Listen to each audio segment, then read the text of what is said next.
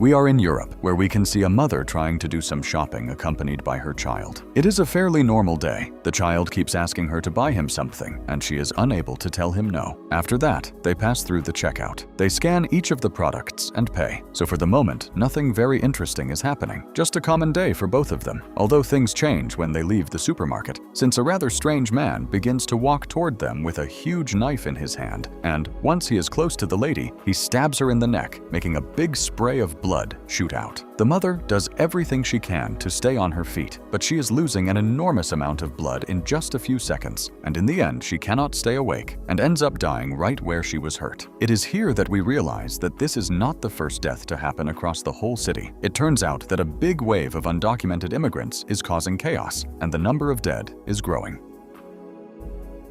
But in a situation where the government has not been able to fulfill its duty of offering security and stability to people, one citizen has stood out, calling himself the Vigilante, delivering justice by his own hand to give people a sense of safety and of not being alone. This Vigilante citizen, as people call him, not only attacks the criminals who are destroying his beloved nation, but he has also managed to unmask several corrupt officials who allow these horrible things to happen. In fact, the whole internet and the social networks are talking about this man, and they could not love him more. He is a true hero. Women want to marry him, and men want to be like him. And as the days go by, more criminals end up dead and appearing in garbage bins all over the city. This is where we finally get to know the face of the person they have talked about so much. His name is Sanders, and he has a military past and a very orderly attitude that allows him to know what is right and what is wrong.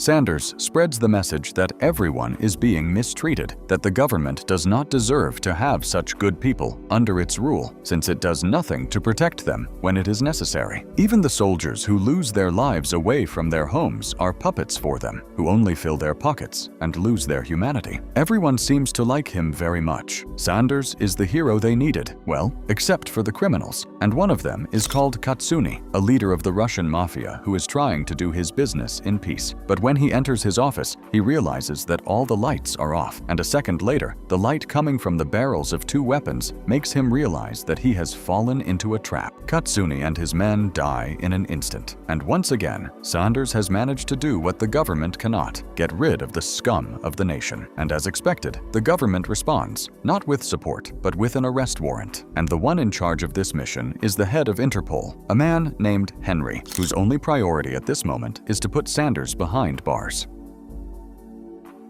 Henry has been given permission to use everything he needs, so this very afternoon, the streets receive the visit of military vehicles with weapons and armor, and that is why a special patrol is created with the purpose of catching the vigilante. The message that Henry gives to the journalists is that this man is not a hero, but that they have evidence that he works like a terrorist cell that is against the people, and the modern world will not allow a man to go around shooting everyone he thinks is bad. We are no longer in the Old West. While Henry turns the city upside down to find Sanders, he is sitting on a bus, behaving like a normal, law-abiding citizen, but meanwhile he keeps everything around him under surveillance. At that moment, three boys get on the bus and refuse to pay their tickets, making the driver stop the vehicle and refuse to move forward until they pay. This forces Sanders to intervene, but since he needs to be in a place and does not want to be late because of three violent boys,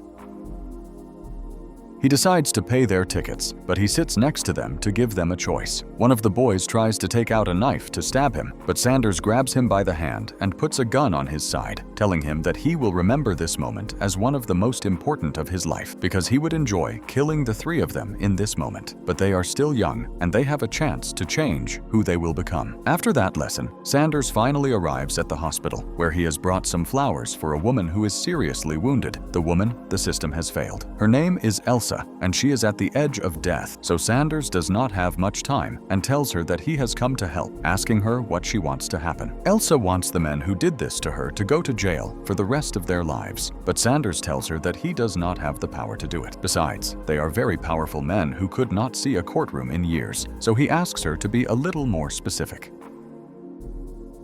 because during the trial, she would surely have to repeat the story of what happened to her over and over again in front of a lot of people who do not care at all, and they would surely call her a liar, and they would find any flaw to prove it, and very likely, these men would go free and do the same to someone else. It is here that Sanders asks her if she wants real justice, and Elsa begs him to do it, while her eyes fill with tears, and the pain returns to remind her of the state in which they left her. After this, we can see Sanders looking at a building that looks quite old and taking pictures of every detail that seems interesting to him. He also writes down in a small notebook, as if he were memorizing the whole building. After that, he returns home, where he has a complete arsenal, ready to unleash chaos on anyone who tries to arrest him. But we can also see Henry's men traveling the streets in armored vehicles, looking for him.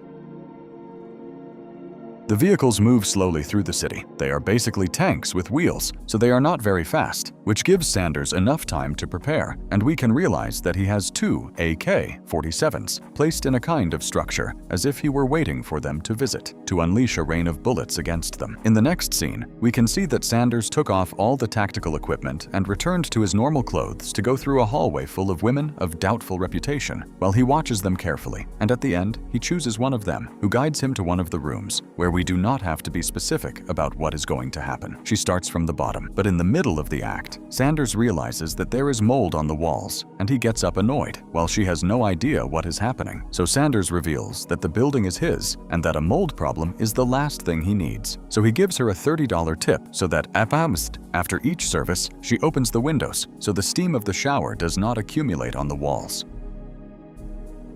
Before leaving, he tells the woman to report this problem to the manager, or he will cancel the contract, and they will have to take their business elsewhere. At the same time that this happens, we can see Henry waiting in the bar for Sanders to come out of the hallways, since he has a rather strong clue about him, and he has been following him all night. The bartender recognizes his face and tells him that, to be a police officer, he is quite inept if he thinks he can catch the vigilante, because he is a hero for the city, and they should support him. A few seconds later, Sanders leaves the area of the girls and sits at the bar to have a drink. But it is here that we can see that he has not only come for pleasure, but for business, and he has already located the men who did so much damage to Elsa, and who are about to do the same to 2 other girls. The drinks arrive at the table, and the girls get up to go to the bathroom, but this is the perfect moment that they take advantage of their drinks and make sure they do not have enough sanity to reject them. After putting a couple of drops in the glasses, they wait for the moment in which the girls return, while Sanders watches everything carefully. Then he approaches them and tells them that someone is bothering his daughters in the bathroom hallway. This is the perfect distraction for them to get up and go check, time that Sanders uses to exchange the drinks, and for them to be the ones who drink the ones that are drugged. Just as our hero planned, the boys take the drinks with the drops, so he has managed to return their trick to them, saving the girls from suffering the same fate as Elsa, and getting ready to make the men pay for their actions. But before that happens, we see him sitting in a chair, giving his statement about what happened, as if he were being questioned by someone we do not know. When the drops finally takes effect, and the boys cannot even stand up, the girls begin to worry and ask them what is happening. It is here that Sanders approaches and reveals to them that they intended to drug them. During the time they were in the bathroom, they put several drops in their drinks, but he was in charge of changing them, and that is why they are passed out at this moment. So the next time they try to go out and have fun, they should be more careful about what they put in their bodies. There will not always be someone with a good heart trying to help strangers, and it is here that the girls realize they have just dodged a huge bullet and need to get out of there immediately. As Sanders heads toward the door, we can see that Henry steals the glass he used to get a sample of his DNA. The agent slowly approaches the bar, then takes out a handkerchief and puts it on the glass to take it away without altering the sample. And at that moment, we return to the raid they were planning when the SWAT team already has the house surrounded and is only waiting for the order to enter. Behind him, Henry has a huge group of soldiers, armed to the teeth with tactical equipment, and a few seconds later, we can see Sanders again, with the AK-47s in hand, getting ready for what is coming. The officers approach the door, which has a huge chain, so it will take them a few seconds to break it and be able to continue. Each of his movements is being watched by Sanders through the camera system, and it is here that we realize he is in the main room, locked in a huge metal box, with enough weapons to unleash the final day. While all this happens, the officers climb all the stairs and prepare to enter the property through different doors at the same time, placing a small explosive device on each of the locks, which ruins the mechanism so that the door opens easily. Before before the hell is unleashed, the film shows us another news scene where the government is evaluating the migration policies, since, according to recent events, if the migrants only bring chaos and the destabilization of the economy, then they should think about closing the borders to deal with this problem and give people back the false feeling of security that had kept them calm. In fact, several migrants are already being arrested on the streets and put under investigation by order of the police, whose performance has not been the most decent lately. But that does not mean that they have become useless, and they try to support the citizens as they can. At that moment, the SWAT team had already arrived at the last door of the house, and the place had seemed empty to them until the moment they break down the door and come across the huge metal box where Sanders is waiting for them. He tells them that he understands that they are doing their job, but it is not him who they should be hunting, but the real criminals. So he is willing to give them one last chance to do the right thing and leave his house. As expected, the police ignore him and unleash a rain of bullets against the metal box. It is here that Sanders decides to react and takes the guns to unleash hell against them.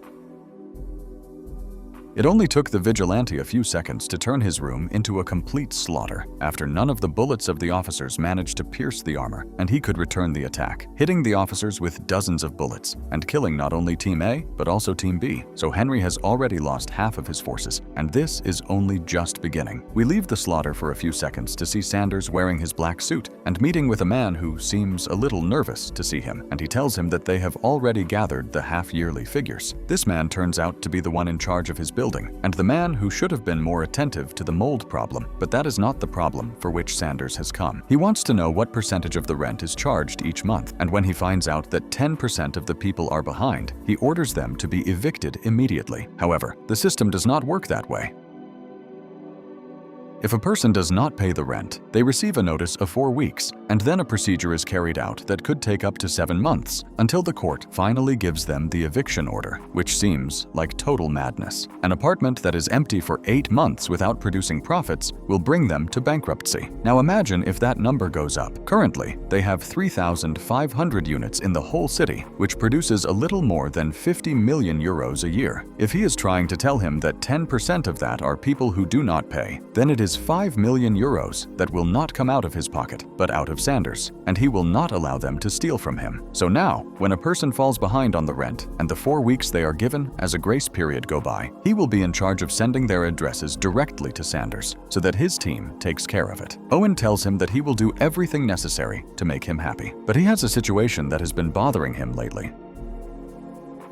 Since the government is trying to seize the units that are empty to house the migrants, a move that Sanders does not plan to allow. All this is happening because since the death of his father, Sanders has refused to provide his information and to obtain citizenship, which means that he is not part of the system. And the only way Owen can think of to solve this is to leave the country and come back in through the recommended routes so that they process his passport and he can obtain his citizenship. The government is not willing to keep allowing a company that generates so much money to be directed by a ghost, and Owen has stretched this situation as long as possible, but it is already getting out of his hands. His American passport is not enough for the authorities to leave him alone in this side of the world, not when his profits exceed the numbers that have been seen in the last months. But Sanders refuses to do what Owen tells him, and before leaving, he asks him to solve the problem of the 10%. In 2 months, he wants all those who do not pay their rent on the streets. And besides that, he wants them to bring new blood to the office, since it seems that he is running a nursing home. Later that same day, Sanders returned to one of his units, where he had some weapons, and he made sure that everything was up to date, preparing his weapons so that when he used them, none would jam. Then he returned to the street to continue inspecting all the properties that belonged to him. But surprisingly, he ended up once again in the bar, where Jenny serves him a good whiskey, and while he enjoys his drink, we return to the slaughter. There are corpses all over the floor, and the blood paints the walls. By that time, the remaining officers are already preparing to enter the room, but there is nothing to find there, because after causing all those deaths, the vigilante managed to escape, and Henry was left empty-handed. In the next scene, we see him arriving at the hospital, where he asks to speak with Elsa, and tells her that, in the name of the police and the government, they are very sorry for what happened to her, but they have to ask her some questions. Henry tells her that they are doing everything possible to catch those who did all this to her, but it turns out that another officer had told her that they already had them located, and it is here that she realizes that the government is only full of lies. And when Henry asks her about the man who came to visit her, the same one who brought her flowers, she lies to him, telling him that he was short, brown, and had a beard. Like many citizens, Elsa has completely lost faith in the system and does not plan to keep helping them so that the injustices that they committed against her do not go unnoticed. After this, we return to Sanders, who is walking through the park when he runs into the violent boys of the last time again, except that now they have gone from not paying the bus to robbing, hitting a boy while recording him and mocking him. In 2 seconds, Sanders uses a taser to knock them down and makes sure that the boy who was being bothered can run away. At that moment, the criminal tries to take out his knife, but Sanders reminds him that the last time they met on the bus, he told him that that was his lucky day and that now he will not have mercy. With only his shoe, the vigilante breaks the boy's wrists, and then he continues with the other one, the one who had the phone, and he steps so hard on his hand that he breaks all his fingers so that he thinks twice before continuing to commit crimes. Back with Henry, the crime scene has already been cleaned and the bodies are on their way to the morgue. But the strangest thing is that none of those men manage to open the metal box, although it is clear that they will not find anyone inside. And at that time, Sanders is wearing a police uniform and waiting for a judge of the Supreme Court to inject a sedative directly into his neck and kidnap him. And while they drive along the road, Sanders reveals to the judge that he has just injected him with a good dose of product, since he seems to like the people who deal with it, and he should have tried the product he protects so much. In addition, he loves to receive bribes because during the last case, 6 boys molested a girl, and the only thing he did was say that they had an adaptation problem and he let them leave free while his bank account grew for ignoring the atrocities they committed. At that exact moment, we return to the metal box, where the agents finally manage to open it and discover that there is a secret tunnel under the house, and that is not everything. Sanders took care of leaving them a small explosive device, which ends up causing a new chaos and taking the lives of more agents. This time, even Henry came out wounded, and half of his face is completely burnt. By that time, Sanders is already finishing his part of the plan by taking the judge to a clearing and making sure he is drunk enough to die from the overdose he just gave him. But if that is not enough, Sanders takes a very sharp knife and opens his veins, telling him that maybe this is a lesson if there is another life so that he does not make the same mistakes. But this does not end here.